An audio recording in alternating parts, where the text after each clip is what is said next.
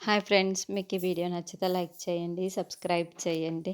భూమి వాళ్ళందరూ వనభోజనాల దగ్గరికి వచ్చేసి అక్కడ ఒక టెంట్ కూడా రెడీ చేసుకొని మొత్తం కూడా అన్ని ఏర్పాట్లని చేసుకుంటూ ఉంటారు.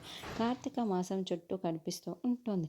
మనకు దగ్గరలోనే ఇంకొక టెంట్ కూడా పడింది. అంటే ఆ టెంట్లోకి వేరే వాళ్ళు వనభోజనాలకే వస్తారన్నమాట అని చరణ్ అంటారు. అవునరా, కొత్త వాళ్ళని పరిచయం చేసుకొని ఇలాంటప్పుడు వాళ్ళతో ఆడుకోవడం కూడా చాలా బాగుంటుంది అని ఇందు చాలా సంతోషపడుతూ ఉంటుంది. భూమిని చూసి శరత్చంద్ర చాలా చాలా సంతోషపడుతూ ఉంటే భూమి కూడా శరత్చంద్ర వైపుకు చూసి చాలా చాలా సంతోషపడుతూ నవ్వుతూ ఉంటుంది. అప్పుడే గగన్ వాళ్ళ కారు అక్కడికి వచ్చి ఆగుతూ ఉంటుంది. దాంతో ఒక్కడే వచ్చాడు కదరా అన్న మహేష్ బాబు డైలాగ్ని మనకు బ్యాక్గ్రౌండ్లో వేస్తూ ఉంటారు.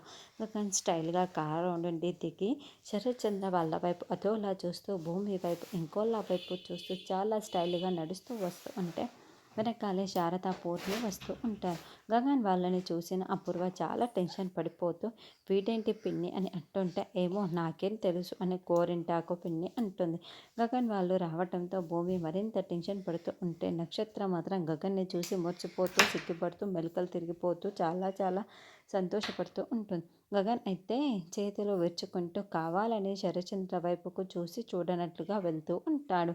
పక్కన పడిన ఆ టెంట్ ఎవరిదో కాదు, గగన్ వాళ్ళదే అని ఇప్పుడు మనకు చూపిస్తూ ఉంటారు. గగన్ వాళ్ళ టెంట్ దగ్గరికి వెళ్ళి కుర్చీలో కాళ్ళ మీద కాలు వేసుకొని కూర్చొని అంటే శరత్చంద్ర వాళ్ళ టెంట్ దగ్గర కాళ్ళ దగ్గర కాలు వేసుకొని గగన్ వైపుకు కోపంగా చూస్తూ ఉంటాడు. ఖచ్చితంగా వీళ్ళు నా కోసమే వచ్చారు మామయ్య. నిన్న అబ్బాయి గారిని నేను ఆపలేకపోయాను, ఈరోజు అమ్మను కూడా తీసుకువచ్చారు.